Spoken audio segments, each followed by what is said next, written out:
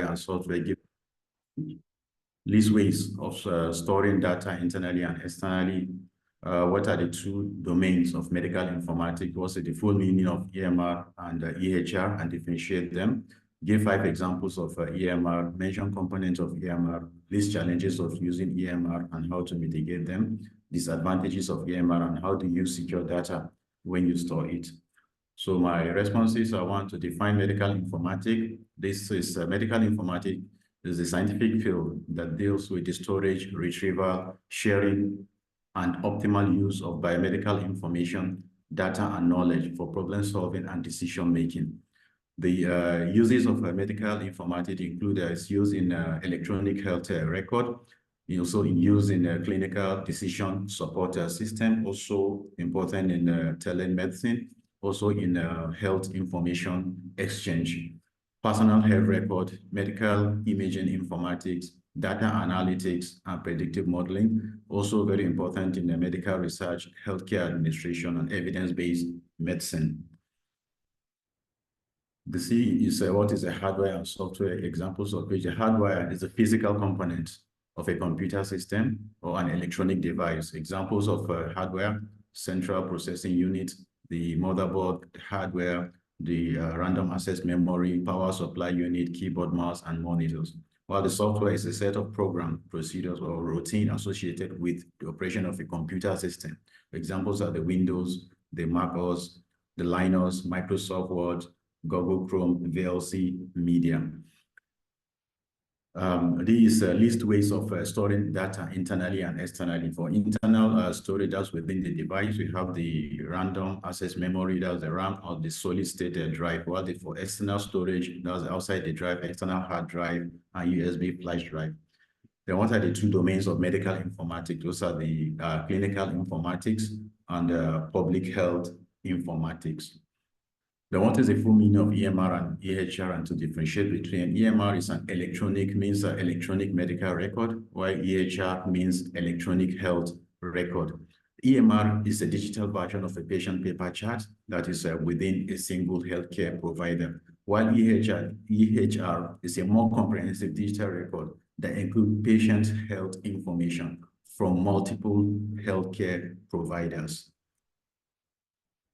The examples of EMR are points of care, automation of results, image management, EMR with decision support, electronic prescription, EMR billing software. While the component of EMR, there is the clinician's note, the external note, the lab result, the patient caregiver input, radiology result, and also referral or discharge reports. The challenges of using EMR and how to mitigate them. Some of the challenges are the security issues, the confidentiality, privacy, and usability and cost. And how to mitigate them: one, to enhance security system by improving biometric identification, either using a fingerprint, retina scan, face scan, and also hand scans.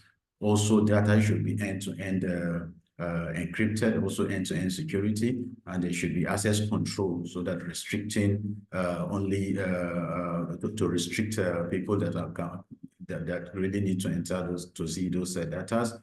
Also encryption and also trusted data storage. The disadvantages of EMR: it has a high initial cost, it is complex, it does data security and privacy concern. Data entry errors can also occur over reliance on technology. And how to secure data when you store them. One is through encryption of data. There should also be role-based access control, multi-factor authentication, data integrity check, network security. How do you secure data when you store it? One, through encryption of data, role-based access control, multi-factor authentication, data entry check, and network security. So I would like to give an overview of medical informatics using these outlines. Informatics generally is a science concerned with gathering, manipulation, storing, retrieving, and classifying recorded information. Informatics is a spectrum that is found at all levels of patient's care, starting from the molecular level, that's the bioinformatics, to population level, that's the public health informatics. And biomedical informatics is the umbrella term that incorporates all other forms of informatics. This is a schematic just showing what biomedical informatics is all about, right from the molecular level, that's the bioinformatics, imaging informatics, clinical or the medical informatics, and also public health informatics. So there are various definitions of medical informatics, but I'll just highlight few. One, medical informatics is a rapidly developing scientific field that deals with the storage, retrieval, and optimal use of biomedical information, data, and knowledge for problem solving and decision making. Also, another definition is medical informatics is an interdisciplinary field that involves acquisition, storage, retrieval, and use of healthcare information to optimize efficiency and quality of patient care. Just like what this one is just highlighting what I said earlier, that medical informatics is about an interplay between medicine information and computer application. There are various uses of medical information as I highlight area, electronic health record, which store comprehensive patient data, including medical history, medications, allergies, and the diagnostic results. Then clinical decision support system, which provide healthcare professionals with evidence-based tools to help make informed decisions, such as drug interaction alerts or clinical guidelines. Telemedicine, which enable healthcare providers to diagnose and treat patients remotely, improving access to care, especially in rural or underserved areas. Health information exchange, which facilitates electronic transfer of healthcare information among organizations.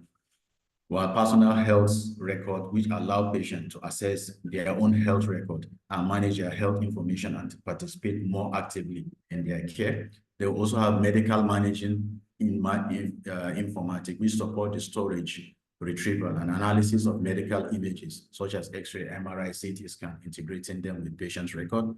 Data analysis and predictive modeling, which analyze large data sets to identify health trends, predict outbreak, and tailor public health interventions. Healthcare administration, others include patients' portals and also medical research. So why medical informatics in healthcare? One, it improves health quality, better data access, faster data retrieval and storage, enhanced quality assurance, increased healthcare organization efficiency, and sharing medical data, and manage billing and payment system. So electronic medical record versus electronic health record. Electronic medical record is a digital version of a paper chart from one's provider, while EHR is a digital record of a patient's overall health from various health providers. And EMR cannot be shared with other healthcare providers, while EHR can be shared with other healthcare providers. In EMR, the patient information does not move outside healthcare settings, while the reverse is for EHR. And for EMR is used mainly for diagnosis and treatment only, while EHR is designed to support medical decision-making with various inbuilt tools. So challenges of using an EMR, there is the issue of data security and privacy concern, because storing data electronically increases the risk of data breach and unauthorized access, posing threat to privacy. And how do we mitigate this? Is through encryption of data. All data should all be reset, should be encrypted, either in both at rest or also in transit, to protect unauthorized access.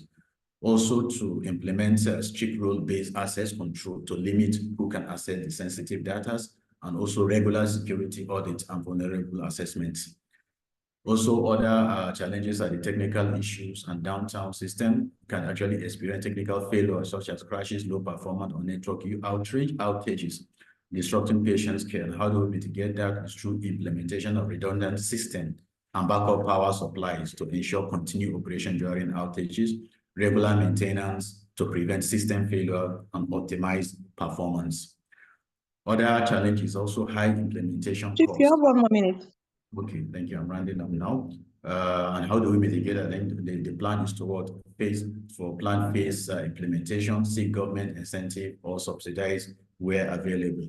So in conclusion, medical informatics plays a transformative role in modern healthcare by integrating information technology, data management, and clinical practice. It bridges the gap between medical science and technology, enabling healthcare providers to deliver more efficient, effective, and personalized care through the use of electronic health record, clinical decision support system, telemedicine, and other digital tools.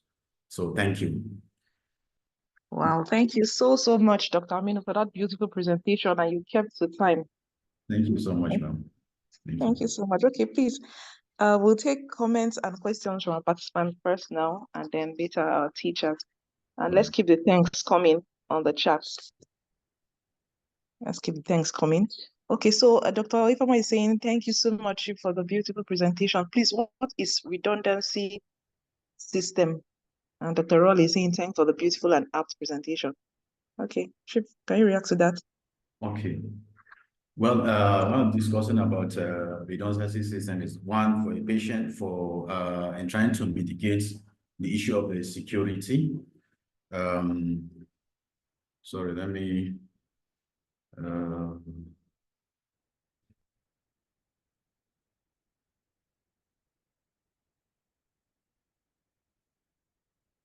Sorry, I think I'll cross-check that and get back to maybe subsequently. Yes. All right, thank you so much. Take Okay, other so questions. okay. I don't know if we have more questions. One question. Okay, so a lot of thanks. Dr. Mustafa is saying thanks for the lucid presentation. Dr. Regina is saying thanks for the beautiful presentation. Dr. Kristen Adi, thanks for an excellent presentation. Well done, Doctor. Thank you for the presentation from Dr. Rita Loka. And Dr. Jaffa is saying thanks. Okay, let me check if I can see any electronic hands up. Okay, no electronic hands up. Yeah, it was a beautiful presentation. Let me just ask, please, can you give me examples of the EMR? Like an example. Okay, those examples I mentioned, the electronic health system, which is also a form of the EMR, ma? Yes, EMR. Okay, the EMR, we mentioned that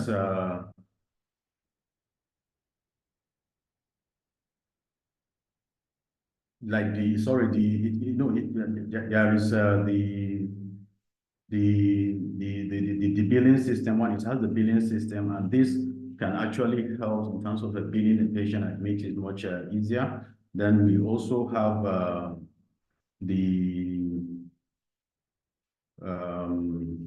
or if I can remember that now. Sorry if. Okay, maybe you can send it to the chat. Send it to the chat later. So the group. Okay, there's a question for you on the chat now. Okay. Dr. Laliko says, good morning. Thank you for the wonderful presentation. What are the steps one can take in transiting from analog health record to EMR? Okay. Well, I'm not sure. I've not quite come across the steps we take, but if I can think about that one, because in transforming from the analog system to the EMR system, we need to be gradually inputting the patient data into the system. When we need to get the EMR software, install it, also have a trained personnel that can actually operate it. And gradually for all patients, ideally, we should capture all their previous data and stored in the system. Well, for subsequent patients that are coming in as new patients, they open a folder within the EMR system, and all consultations, everything related to the health to the patient will be done using the software. All right, thank you so much. Okay, so we don't have more comments and hands from our participants. Okay, so most of our teachers. Christabel. Thank you so much. Thank you. Thank you so much for the Dr. Aminu, right? Yes, he did well. This is his first presentation. He did well. He came to time, was lucid and clear. I don't know if are you going for national? Are you going for West Africa? West Africa. Okay, so there was some level of West Africa spirit in you. So national, I noticed more the questions you were asked. You said you were going to check them later. So any question they give to you, just make it a point of duty. We know you did well. We know you made the research, and we really appreciate that. But Thank you. do all the research, everything. So that once you come and make your presentation, you become an authority in that area, so that you never can tell. Because when the world is changing gradually, like clinical audit and all, once you become a consultant, discussing with one of our participants, they were like, wow, Dr. Christopher, I never knew being a consultant is like this. You feel there's just a shift from being a residency to consultancy. There's a lot of responsibility. You are placing no manner of groups, you are given no manner of responsibility. Nobody knows. They might even make you head, or maybe your hospital want to shift from what's it called, this old way of doing things to digital way of doing things.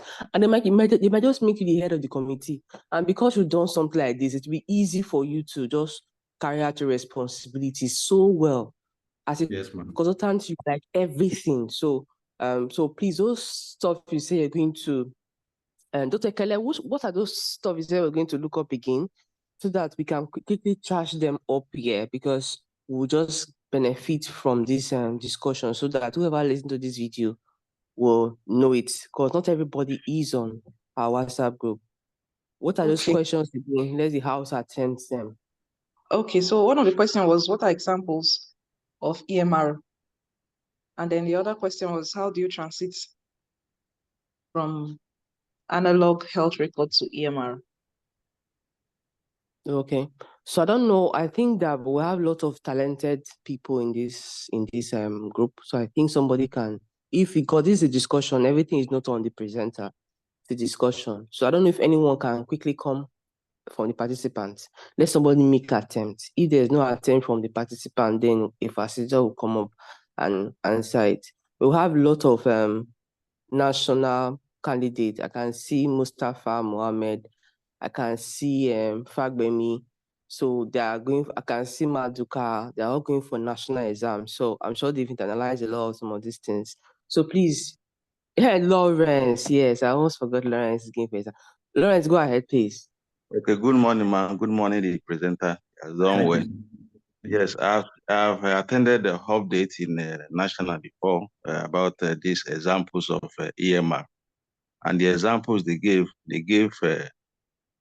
Open Vista is an example of EMR. Word Vista is an example of EMR. Then say MD Bug is an example of EMR. Then Practice Fusion is an example of EMR also. Those are just they are like software programs that can be used, can be used to establish EMR. There are about 5 of them, but I can remember only 4. Thank you. Thank you so much. Thank you so much. We appreciate you for your input. So all that you said, I'm happy it's in our recording. But what you do for us to, please also post them in our blog, so those that decide to benefit everyone in the WhatsApp group. Just help us outline them. I will do that. And if you can, to the source you got it from, the national update, if you can also share the reference. Yes, that would be.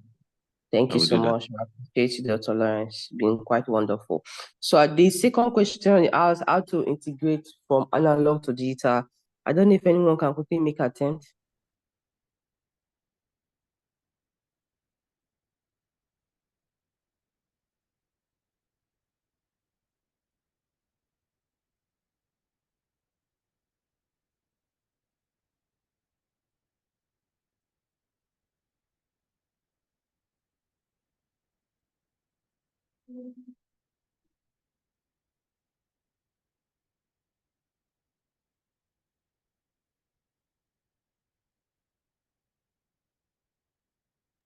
Hello? Any attempt from the participants on how to transit from? Dr. Fagbemi, Dr. Lawrence has spoken already, Dr. Maduka, Dr. Mustafa Mohammed, Dr. Latin. You guys are our national guys. I don't want to call the big boys yet. There's no some of your voice are quiet. Anyone from the facilitator, because I know moving from analog to digital really is not a big deal. You understand? One thing I tell people is, if you ask the question, always try to make attempts.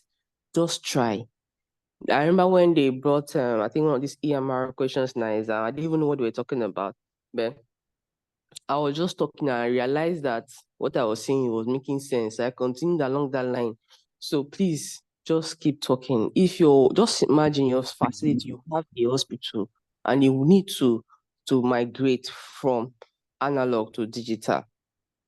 What you do is to get the app. Most of all these things is app. You liaise with the company. Someone is raising hand. Somebody's hand is raised. Dr. Christian, please go ahead. Okay, thank you very much. So let me make an attempt, like you said.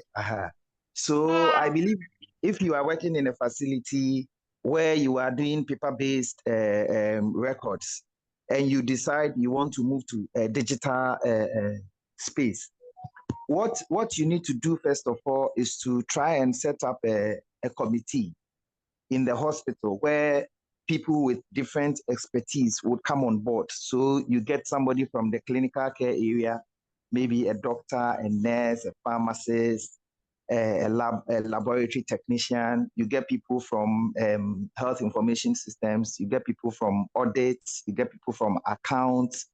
So because it's a very comprehensive system, you try and get the input of all the various areas so that you can look at the different aspects of the system.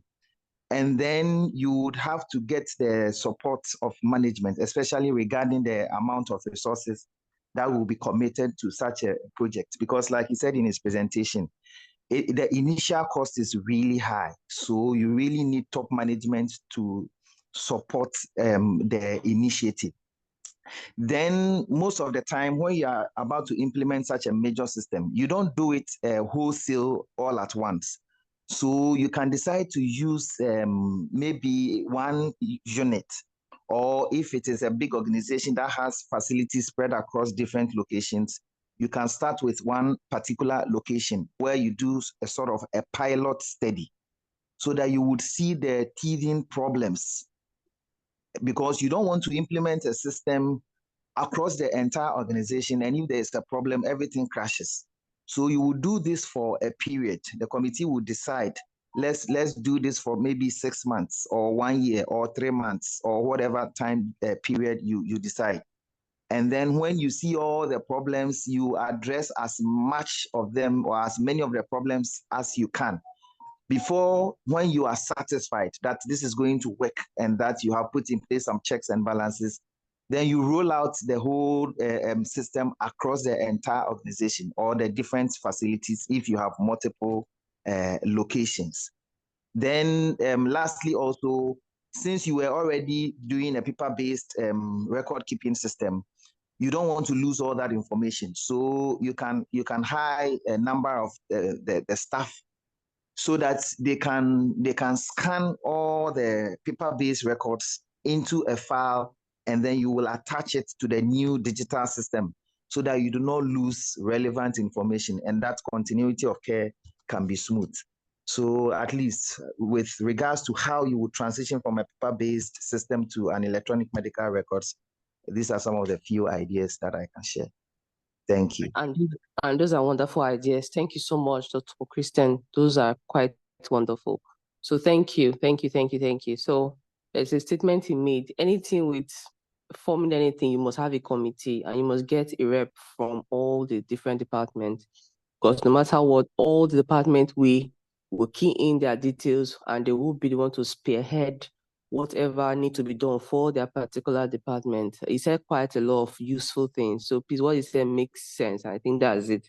So you convert, so once you form a committee, you partner with a company. There are different companies that do there are a lot of EMR apps now. You, the head of the committee with the management, discuss the options available, the cost implications, and the one that is more feasible for your facility, then the they decide on a particular company or a particular app to deal with, and then go for it. Then they bring a representative. Before this is formalized, they bring a representative to teach the staff of the hospital general staff training. Then they can now move from department to department to, because it's a general way of using a particular app. Like in my facility, we call it Smart Clinic. It's a particular way, a general way of using Smart Clinic, but as a dermatologist, that's the way I use it. So somebody in record will not know how I use it as a dermatologist. So the first of all starts with the general usage of the app, how to integrate, how to find your way around the app.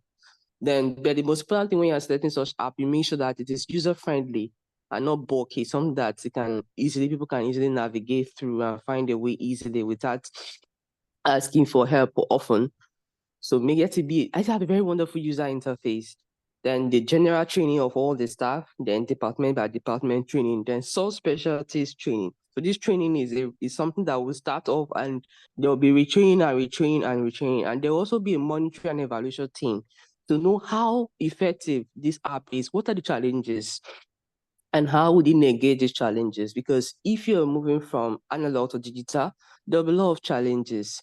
And there might be issue with network, might be issue with lights. You want to think of other sources of electricity, solar, and I think other forms. I think my facility use like 2 or so just to maintain, because EMR, you need constant 24 source of electricity. You can't even negate that. Since everything has to be done through internet now, everything. So there must be lights, there must be data, there must be internet, all those other common challenges. So there will be a monitoring and evaluation team.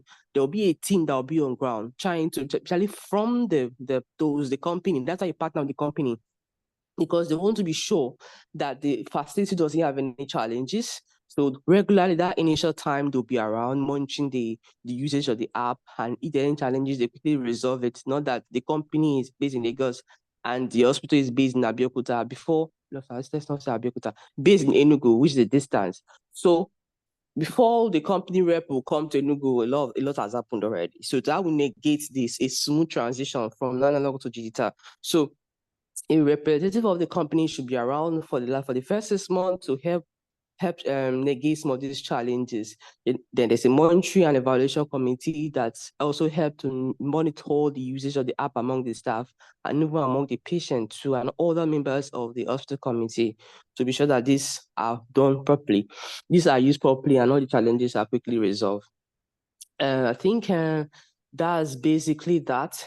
So I don't know if I missed anything. Chief Chitu, Chief Emigo, Chief Koki, Fatima or Kopi. I saw Dr. Swaja, Dr. Abdullahi. These are facilitators. Then Victoria, I didn't even know she has been a facilitator for quite some time. And she's such a quiet lady. Didn't even know she had been around. So Victoria, anybody that has any contribution, let's quickly. Yes, regarding, hello? We can hear you, Fatima. Yeah, regarding the main domains for medical informatics, it's EMR and EHR that they are looking for in the exams. It's not the public and the clinical informatics he gave. So please try and correct that before sending to the group. All right, I will do that. The 2 domains are EMR and EHR. I will do that. Thank you. But all other answers are almost straightforward. Then also we're recording, Patty, we're recording. Okay, sorry, ma. I know you have a lot of stuff for recording, so at Hello? the end, I'll call you to come and move out. There's something I wanted to say, but I don't want to say it on record. So in case I forget, if I remind me, let me bring it up later. So, Chief Remigo, sir. Hello.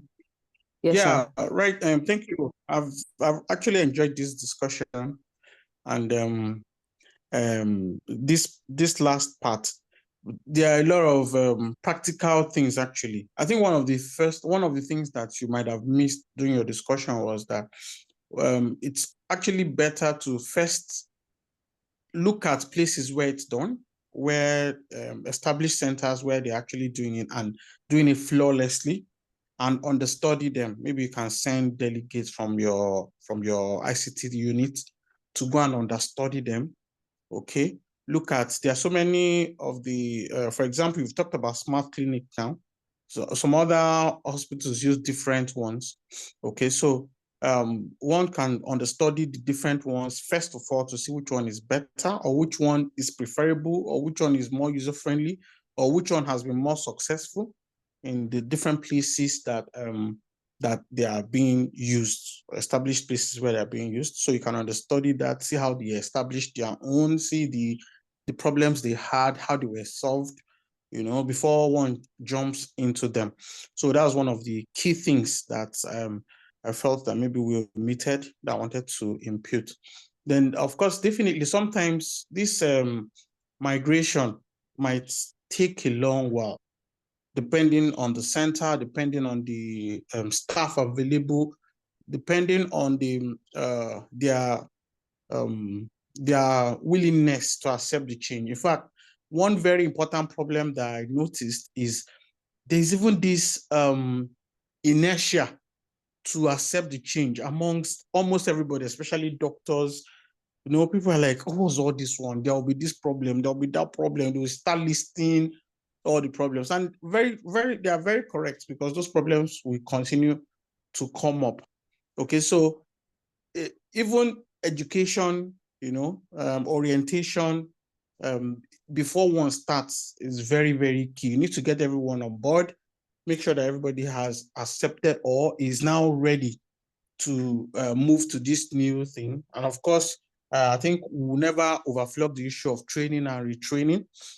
Now, there are some times that you might even be doing a hybrid initially, where you can be doing both, okay, until everybody gets on board and now is now conversant or proficient with using the electronic medical records. Okay, so these are just some of the things I wanted to add. Thank you so much. Oh, thank you, sir. Well, appreciate you, sir. Thank you. So I don't know if there are any more contributions before we move to the next question. Well, I must appreciate Dr. Aminu. He has done quite well. And Thank the you people very that much. people that asked more these questions show that they were listening and they were not multitasking. So thank you to the person. I don't think I took note of the name, but thank you for asking I that. think there's another question we missed though. Is this something about redundancy or stuff? Okay, yes. Dr. So Ikele? if there's anyone that can answer that. Dr. Ikele, can you read out the questions for us? All right, ma'am. Okay, so the first one was, please, what is redundancy system? Okay, I missed that. Okay. And then there's another comment, employment is one of the drawback of medical informatics. Okay, that's the comment. Unemployment is one of the drawbacks. Okay, and then the third one was, thank you for what are the steps in transiting from analog to help EMR. I think we've dealt with that, and then examples of EMR. Okay, so I think the one we've missed out is the redundancy. What's the redundancy system? Okay, I don't know if the presenter can attempt.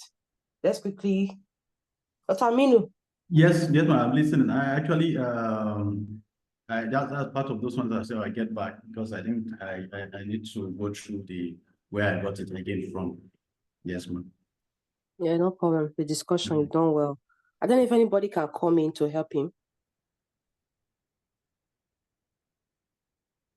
Okay, to save our time, you know, there's somebody that made a statement earlier. That person actually answered the question indirectly. Redundancy system is like a backup system. So if this particular one doesn't work, you understand, you fall back on this other one so that the patient will not be stranded. We've had a situation in my facility whereby what my hospital do is that once there is failure in the EMR, what we do, they supply papers. We'll go back to our their analog, ever dependable analog. Then after some time, if a staff will hand over everything to the staff that takes care of it, scan it back into the system. So redundancy system just like a backup system, so that patient care will continue. There will be no interruption in patient care, because everything is now done online. Even payment, every single thing is done online. Requesting for investigations, even requesting for drugs, everything is done online. So there's a backup system each facility opt for in case the one they're using fails, the patient's care will still continue. That's just redundancy system. I don't know if anybody want to add any other thing before we move forward. So Christian, go ahead, please. Okay, thank you very much. So another aspect of the redundancy system is the internet service provider. So you shouldn't rely on just one internet service provider, such that when they have a problem, like recently we had some problems with some cable cuts under the sea, and it affected very large part of West Africa. So you should get different service providers, especially ones that use a different system. Like if one uses the Starlink system, for instance, satellite-based, and then you have the cable-based, so that if there's any major disruption to the operations of one internet service provider, you can quickly move onto a backup one so that the whole system doesn't come crashing down. Thank you. Thank you so much, Dr. Christian. Like, yeah, our EMRO specialist. So don't worry. Going forward, we'll have any difficulty. We'll call you. Thank you so much. You seem to have a lot of experience. Thank you. I just want to add that it's like a fail-safe system. So it's like an intentional duplication of especially critical parts of the system. That you know that if this one fails, it's going to disrupt everything. So you intentionally duplicate it so that when you're using one, that one fails, you have another one to fall back on. So it's like a fail-safe system. That's just the addition I wanted to add. Thank you. Thank you. Thank you. I appreciate you. Dr. Aminu. Thank you. Yes, ma'am. Okay. It's not you under Aminu. All right. Bashir. Thank you. That is up. Dr. Bashir. Okay. Thank you. Yeah, thank you very much. Good morning, everyone. Good morning, all protocol duly observed. Just as an addition, because coming from experience, at least my center in the last 6 to 7 years, we have been completely electronic. In fact, you hardly find paper in the hospital to even do anything. And so when we're talking about redundancy system, essentially what happens is just as an addition to what all of the previous people that have contributed to is just trying to create a mirror image of your active interface in such a way that if anything happens, then you can easily go into another complete different system, but almost the same in terms of interface, interaction, and everything. So that whatever activity that is going on, you can equally continue to still be able to assess care to your patient and continue all of this.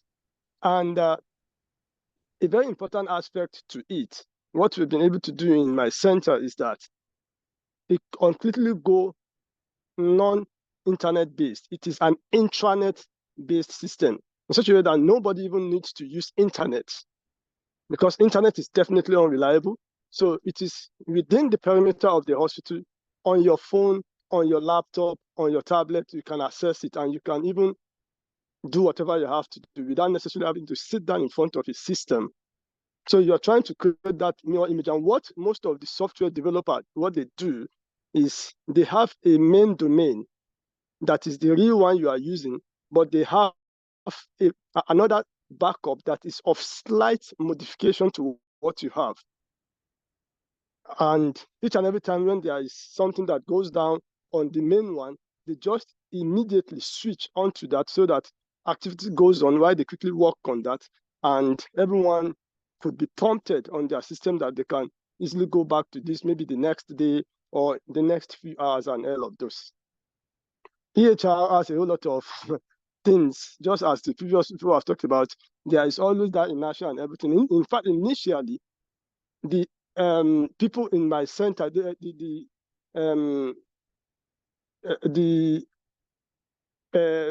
people that asked to be the second tier, third tier workers, like the attendants and all of this, they were sabotaging, they were cutting cables, that this is going to take over their job and all of this. You know, each and every time they have to do over and over and over, they have to talk about what this is all about. This is not going to real patient. This is not going to do the cleaning you are doing. Before the hospital now decide to go completely wireless, you can't go upstairs to go and cut wireless and all of this. So that's essentially what it's all about. Thank you very much. Thank you, Dr. Aminu. Thank you so much. You promise to be active, and I'm already feeling I'm already seeing you're fulfilling your promise. Thank you so much. Thank you. I don't know. I think Dr. Ekele. Ma? I think we don't justice to this question. Dr. Aminu, your other name Abdulaziz, I don't know if I pronounce it properly. Please bear with me. You've done wonderfully well, and I must appreciate you for your effort and for your research. And I know this is your first presentation, and your composure was excellent. Thank you. All the contributors, Dr. Kristen, our EMRO specialist, Dr. Aminu Bashir, our dear Chief Remigus, and the people that asked those very wonderful Thanks questions. everybody for all the contribution. Thank you. Yes, thank you. Dr. Ekele, we'll move to the second presenter. Okay, thank you, Ma. Thank you, Dr. Aminu. Thank you, our teachers and everyone. Okay, Dr. Adobe, please share your screen. Okay, thank you. Good morning.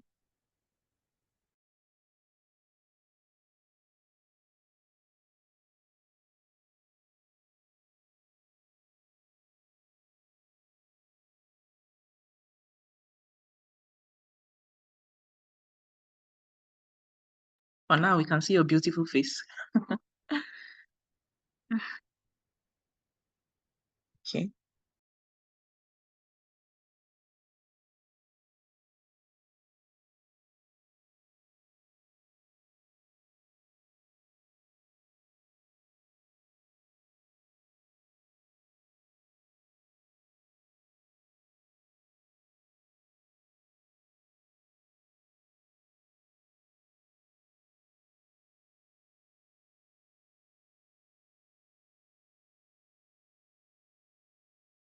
I think you should unmute yourself first before you start sharing.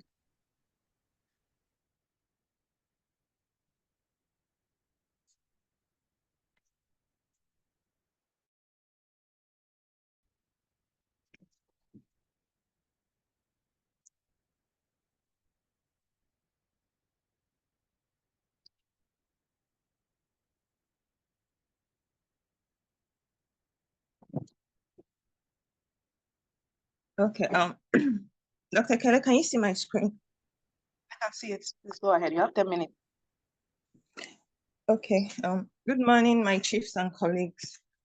I'm Dr. Biefuna Adobe, and I'm presenting the practice question 8 of the November 23 exam. Question 8, the first question, define neglected tropical diseases. Give 10 examples of neglected tropical diseases you know. List 5 complications. Name any neglected tropical disease in your community. How will you go about creating awareness about the neglected tropical disease you mentioned? Give examples of the WHO package for treating some of the neglected tropical diseases. So the definition, neglected tropical diseases are a diverse group of mostly infectious diseases that thrive among resource-poor populations, especially in tropical regions. They're usually caused by viruses, bacteria, parasites, fungi, and toxins, and they're associated with devastating health, social, and economic consequences. They are mainly prevalent among impoverished communities, as I said earlier, though some have a much larger geographical distribution. It's estimated that the NTDs affect more than 1 billion people, while the number of people requiring the intervention, both preventive and curative, is 1.6 billion. So the next question, give 10 examples of the neglected tropical diseases you know. I listed more than 10. Brulee ulcer, lymphatic filariasis, dengue fever, schistosomiasis, dracunculiasis, onchocerciasis, leishmaniasis, leprosy, rabies, yaws, scabies, and the rest on this list. Yeah, I think about 19 I saw online. Then list complications of some of them. They said 5. So individually, like for leishmaniasis, they can have splenic rupture, disfigured nose, lip and palate.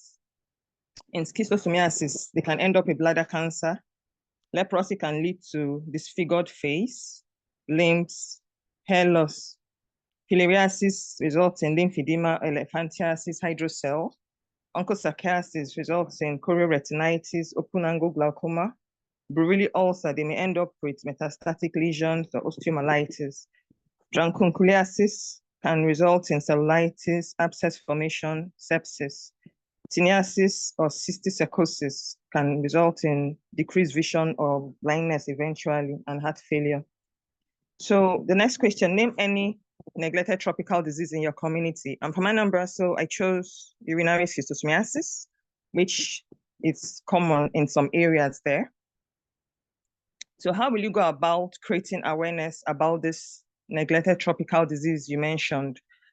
So to create an awareness for the disease, first of all, you have to define the objective for this program, which is creating awareness on the deleterious impacts of schistosomiasis. So to embark on this program, if it's going to be a large-scale program, you may have to take permission from the Commissioner for Health, and you have to form a team of healthcare providers. And this team can involve doctors, nurses, pharmacists, lab scientists, midwives, and community extension workers. You have to reach out to influential figures in the place you want to do the awareness. In my hometown, they call the overall chief Owele. Some places call them the Igwe. So you have to reach out to them and let them know what you want to do, and they can help you on ways to go about it. Then you can also reach out to religious leaders, priests, pastors, also the traditionalists in the place. You reach out to them as well. Then you identify the target audience. So for urinary schistosomiasis, it's common in school children, 6 to 14 years. So you also find out if there are any groups or institutions already working on prevention of this schistosomiasis in that area. So you can either partner with them or just find out how far they've gone in their awareness. Then also you have to find out the offending lake where maybe most of the patients get the condition from. So you define the message you want to pass to the involved patients and or participants of this awareness program. And it has to be clear and simple and understandable for a layman to follow, not too many medical jargon, so you don't end up confusing them. The message has to be disseminated. So you decide the means of dissemination, whether you're going to start with radio jingles or you print flyers, banners. In some villages, early morning town criers can go around announcing some short messages. Then in schools, you can go, since some secondary schools, during their morning assembly, you can give the talks on this condition. Then the choice of channel of communication usually depends on the audience characteristics and how far the desired reach and the available budget. So physical awareness program in the town halls can also be done to educate them on preventive measures, early symptoms and benefits of prompt and effective treatment of schistosomiasis. You can organize free screening tests and also treat identified cases in the community. Also, we try to counsel the participants on avoidance of swimming or bathing in contaminated lakes or ponds, which is one of the ways they can get the disease. So you're preventing infection in children and young girls with schistosomiasis by annual mass drug administration with donated drugs like praziquantel. So finally, after the program, you have to evaluate the impact of this awareness campaign by answering the following. Were the objectives achieved? Were the actions effective? And have some changes been observed? What comments or feedback have you received from the target audience? And is the feedback positive? So the next question, give examples of WHO rapid package for treating some of the neglected tropical diseases. So this concept, rapid impact package, was done to drive new pro-poor policies, and it was initiated in 2006 by the WHO. And they decided to establish a new department of the neglected tropical diseases, and funds were donated by the United States Congress via the USAID and British Parliament through UK Department for International Development to support implementation of integrated neglected tropical disease control. Then afterwards, it was now expanded from Africa to Asia and the Americas. And in 2012, a commitment of the major multinational pharmaceutical companies, which includes donations like praziquantel, triclarbendazole for fasciolasis, and diethylcarbamazine citrate for lymphatic filariasis, among other drugs. So it also included additional commitments for human African trypanosomiasis, visceral leishmaniasis, and leprosy. And this was reaffirmed through a London Declaration for the Neglected Tropical Diseases in 2012. The Bill Gates and Melinda Gates Foundation also made significant contributions towards this cause. So WHO reported that in 2016, an estimated 1.24 billion people had received at least one essential NTD medicine from the Rapid Impact Package, representing 62.3% of the world's population requiring treatment. And the Rapid Impact Package contains 4 drugs: albendazole or mebendazole, azithromycin, ivermectin, or diethylcarbamazine citrate or praziquantel. And these are administered twice a year in a single oral dose. So WHO also recommends 5 key interventions to overcome the burden of NTDs. So 1, preventing chemotherapy, innovative and intensified disease management, vector ecology and management, veterinary, public health services, and safe water, sanitation and hygiene. So diseases targeted, this is just additional information I saw. Diseases targeted for eradication and elimination include Chagas disease, schistosomiasis, human African trypanosomiasis, lymphatic filariasis, trachoma, onchocerciasis, and dracunculiasis. So thank you. That's the end of the question. Thank you so much, Dr. Adobe, for that beautiful presentation, and you kept your time. Thank you so much. Okay, Thank so you. comments and questions now from the participants first. And please let's keep the thanks coming on the chat. The thanks coming. Okay, there's a hand up. Dr. Kalamama, please go ahead. Okay, thank you so much, Dr. Adobe, for that beautiful presentation. Just an add-on to what you said. Okay, like in defining the neglected tropical disease, we can actually add to it that it's actually a group of mainly chronic, debilitating and also stigmatizing disease. So you can actually add that to your presentation. They are mainly chronic, they are debilitating and also stigmatizing. Then also for the examples of neglected tropical disease, yes, you mentioned quite a number, but it's also good to elaborate that they could be of viral origin, bacterial, helminthic. It could also be of protozoa, fungal, and also of ectoparasites, of which you listed them, so that we can actually know that they come from various, it could be viral, it could be bacterial, it could be like all the forms of infective processes are involved in these neglected tropical diseases. So they are all from various origins, of which you listed in your slides. Then to add on to what you said, okay, they're also, because the more the merrier for the complications, like for example, for cholera, which is one of the neglected tropical diseases, which is now everywhere. We can also mention it can cause AKI, that's acute kidney injury. For amoebiasis, it can cause amoebic liver disease. For lower, it can cause Calabar swelling.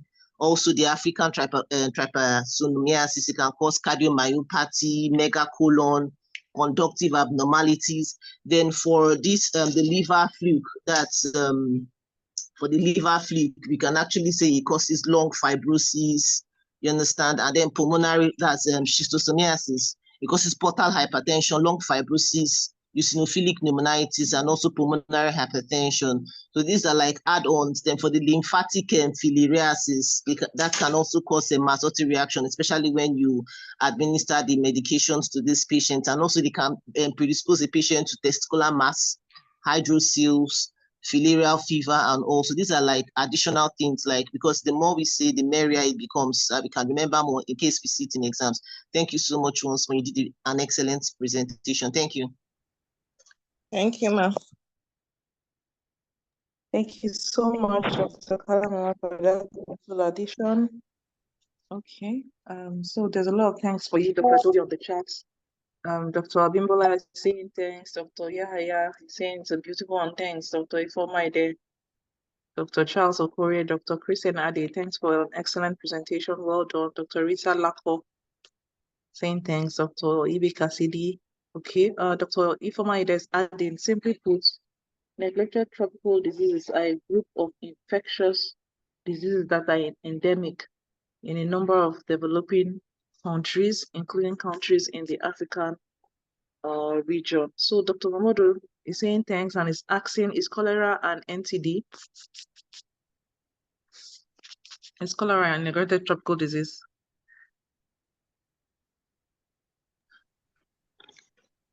Hello, Chief, that's a good.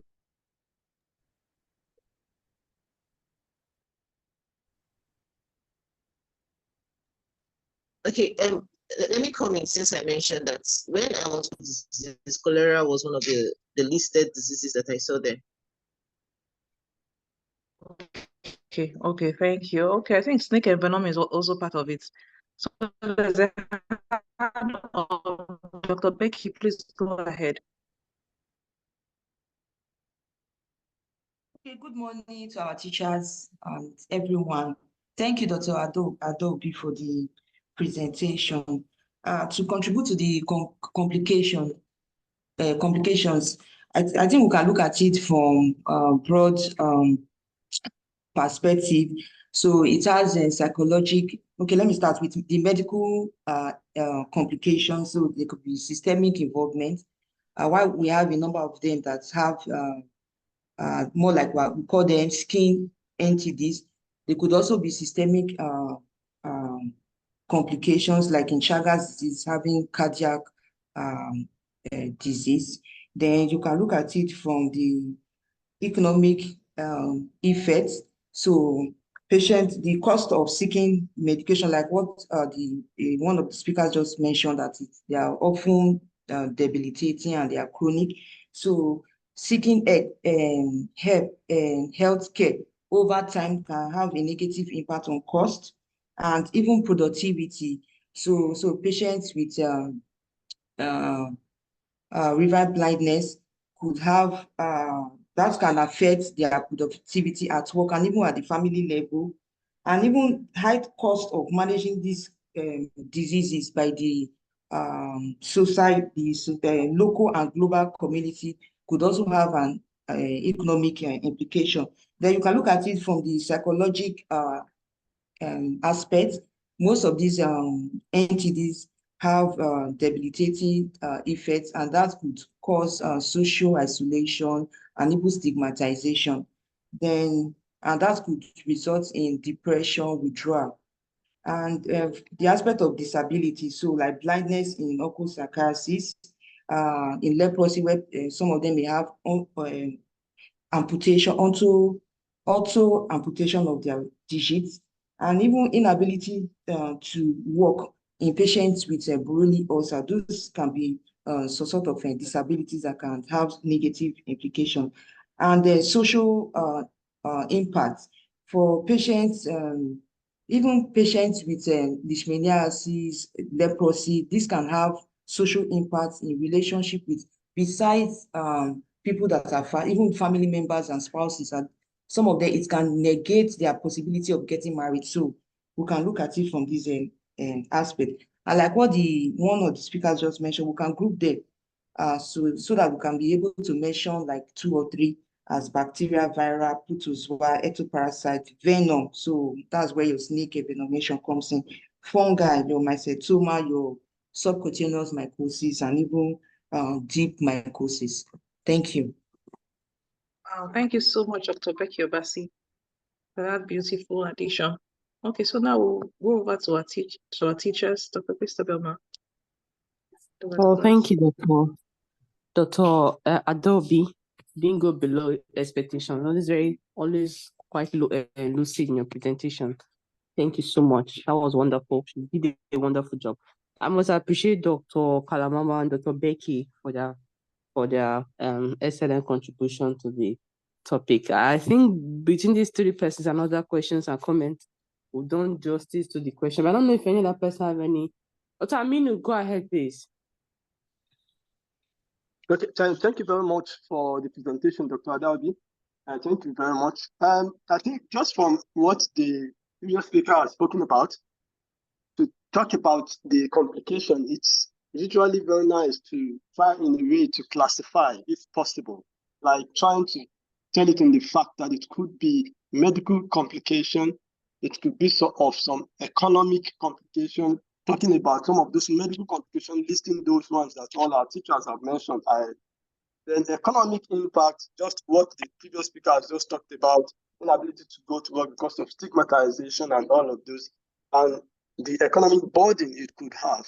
And of course, some social complication, having the fact that it could lead to some of those things that have just been mentioned, in the sense that it could lead to depression, loss of productivity, inability to get married, and all of so many things. So finding a way around it just to classify, it could help to mention so many things in an orderly manner and yet somehow it's free. Thank you very much. Thank you, Dr. Amino. Thank you so much for your contribution. I don't know if our facilitators have any comments. Chichitu, Cookie, Remigus, Fatima. Fatima, you come in later when we have done the needful. Dr. Kopi, Abdullahi, Suwaja.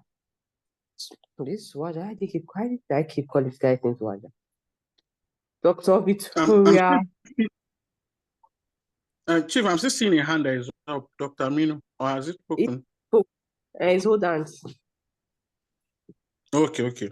So I have a question.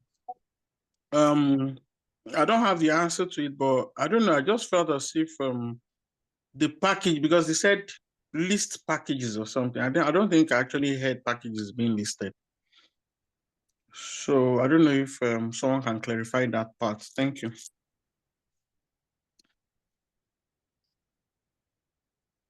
Those rapid packages, WHO rapid packages.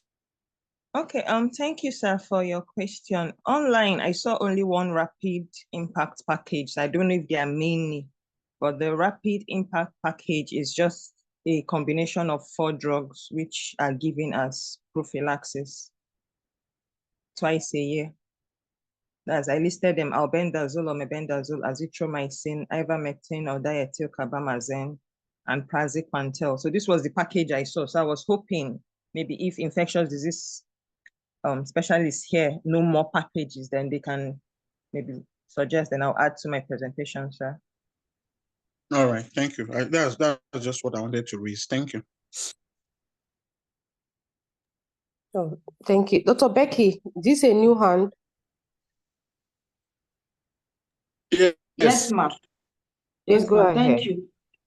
For the packages, I think they are possibly asking about WHO integration intervention strategies that are basically employed to prevent, control, eradicate, and eliminate NTDs.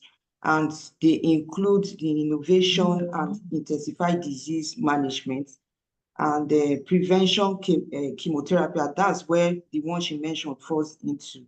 Then vector control, veterinary public health, water, sanitation, and hygiene. So a good example of it is the rapid package for treating NCs like guinea worm eradication program, Okun-Sarcoidosis control program, Africa regional program on normal control, and a number of them. Thank you. Thank you so much, Dr. Becky. Moving hot stuff this morning. Thank you so much. Thank you. That's our dermatologist. Thank you. When I say that dermatologists are around, people don't believe me. Thank you so, Dr. Becky. I don't know if there are any more contributions before we call Dr. Fatima. Dr. Mohammed, I don't know if I know you're an infectious disease specialist. I don't know if you have any comments. I can see Chief Chika going. Don't know if you have any comments. They are infectious disease specialists. So, it seems Dr. Becky, the Dr. Adan, and the other comments, Dr. Kalamama, they've all done justice to this particular topic. The infectious diseases are mute, so I'm sure. And our teachers too. Thank you so much, everyone. We appreciate your contributions. Dr. Adobe, thank you so much. Thank you. Dr. Fatima,